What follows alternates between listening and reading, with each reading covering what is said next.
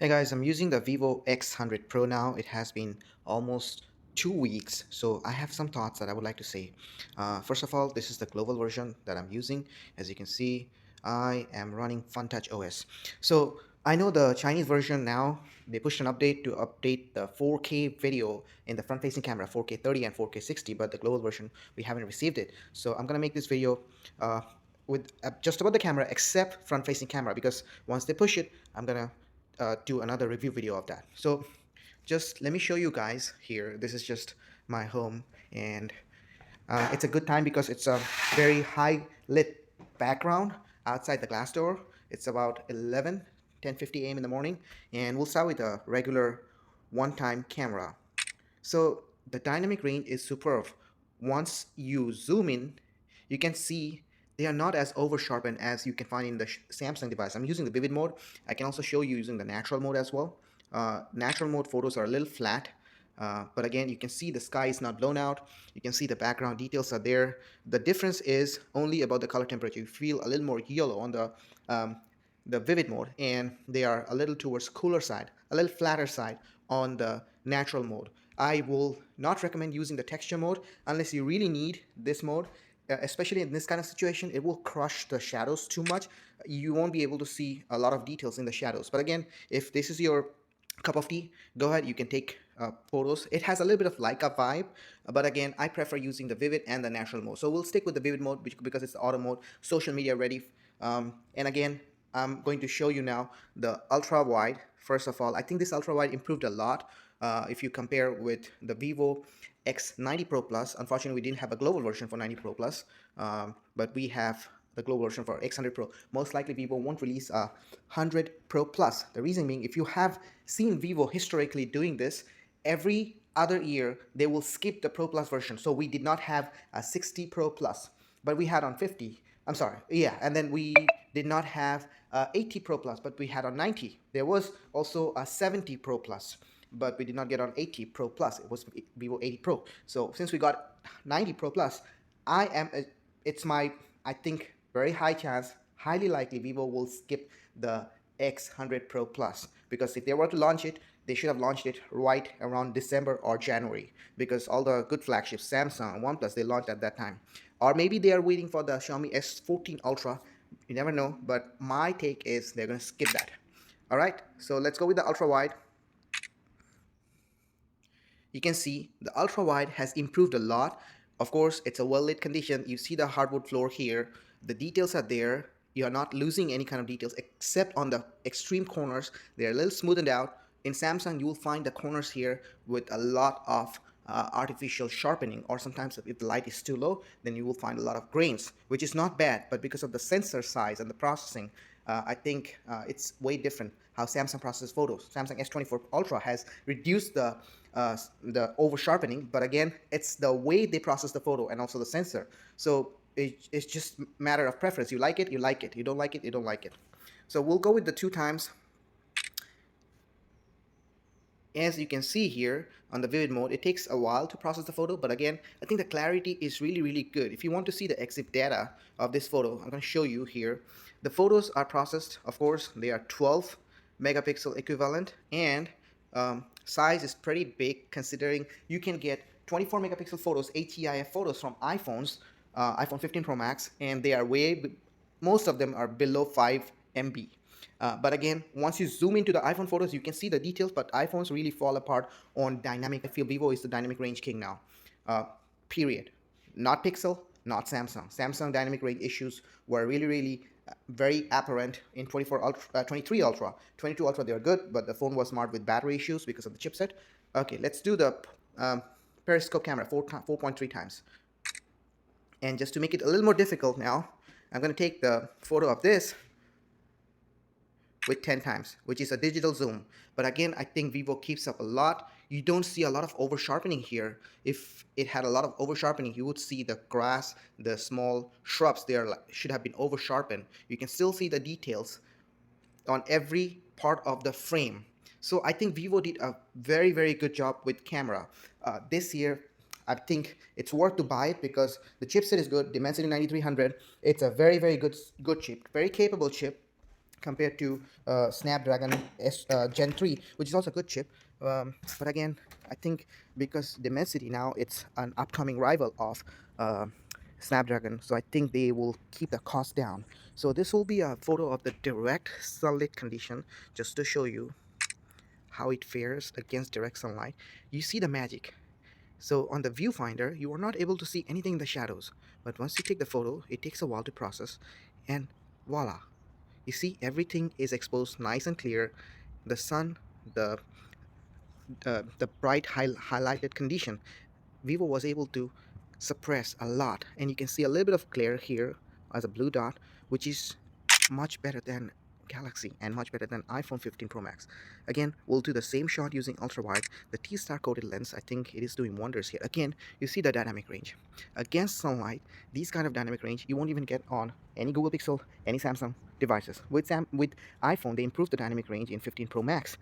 But again, you will find a lot of glare, and so I don't think as of now we have any device that can perform such well in against the sunlight. And think about Pixel devices. Pixels, they usually use uh, Samsung sensor, and Samsung sensor tends to have a purple fringing effect. So once you take a photo against the sunlight, either it will gray out or it will have a purple pink tinge to the photos. So we'll do a little bit of portrait photography here before we switch to the video. So on portrait mode, we'll start with the main lens, 24mm, then 35mm, then 50mm, 85, and 100. So I'm going to show you with the 100. You see the blur effect because of the sensor and also the processing. It missed this leaf. I think 100mm will be much better. The Chinese version, it improved with the recent update, but I think we have to wait for the FunTouch OS for the 100mm improvement. And we can go and show you with the 85mm. 85mm is much better than the 100mm. You see the background blur, no signs of aggressive over sharpening. You can see the edges of the leaves. This is the 50mm, which is like the ideal for, I think, human photography. So again, no over sharpening, very smooth background blur here. This is the main sensor, 24, and the 2x crop. So I think the portrait mode, Vivo nailed it again. Oppo Find X7 Pro, it's a 7 Ultra, it's very close to Vivo, but again, Vivo's processing make this device so unique that although Oppo has two periscope lens, I do not think Oppo will be able to handle these kind of extreme dynamic range situation as good as Vivo. So I'll show you the stabilization for the video. Just I'll run and show you how it fares. Uh, this is the video one time. This is ultra wide. Everything in 1080p 30 frames per second. To make it extreme, I'll use 4K 30 frames per second again to see the stabilization. With the ultra wide, you can switch.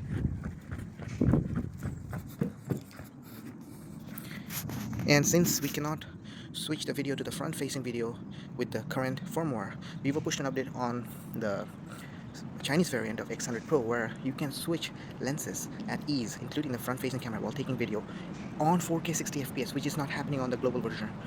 We have to wait till we get a firmware update. But again, you can switch all the lenses on 4K. So now I'm using the 4K 60 frames per second here. So I'll show you, we'll be able to switch to all the lenses here. I'll run and show you the stabilization.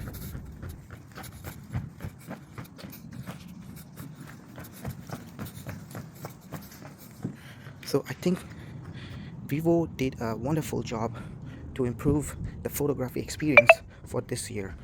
And for the price you're getting, I bought the global version for about $950. I had to import it to North America. I'm using it on AT&T. My only gripe is I don't get 5G. I only get 4G, sometimes with carrier aggregation. But with T-Mobile, I get carrier aggregation most of the time. I would also like to let you know that once you take photos, it has so many options here. Portrait mode. Portrait mode, you can change it to landscape portrait, street portrait, natural, classic, figure, close-up for human photography. You can also change the aperture here and add effects like these are size specific effects like biotar, the B-speed sonar, planner, Vistagon, cine flare. Once you take a photo, you get like a flare-like thing at the bottom, just to give you that added effect of a mirrorless camera. And you also get other effects like black and white, nautical, crisp, natural. These are filters basically. And I mean, I think you have a lot more options to play with. This is night mode, snapshot. You on the regular photo mode, you can also change it to super macro. Macro works with all the lenses here. I'm gonna show you here. You see, with all the lenses you can use macro. This is the first one time, two times, 4.3 times. Manual focus as well at 4.3 point. So the telemacro, the advantage of telemacro is you get awesome this that background blur, the effect. And once you take the shot here with macro, you see what I'm talking about. Everything in the background is eliminated, and you see the subject which you're focusing in crisp detail. I can go even closer to give you that effect. Do you get what I mean? Or if you want even closer,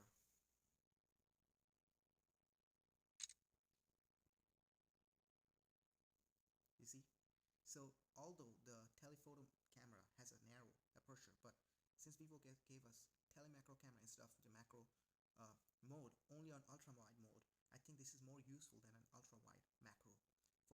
And again, I think if you are willing to spend about $1,000 for any flagship in the market now, this, and you want a device which is more camera centric, this is a device to go. Honestly, I think Vivo did a wonderful job. It's a more value for money device than the S24 Ultra, if you ask me. Some downsides, I would say, if you're in Northern America, you don't get warranty, curved screen, and also the 5G issue with AT&T. But if you're okay with it, you even get Wi-Fi calling with AT&T. I'm using Wi-Fi calling. You can see on AT&T. I have AT&T and T-Mobile.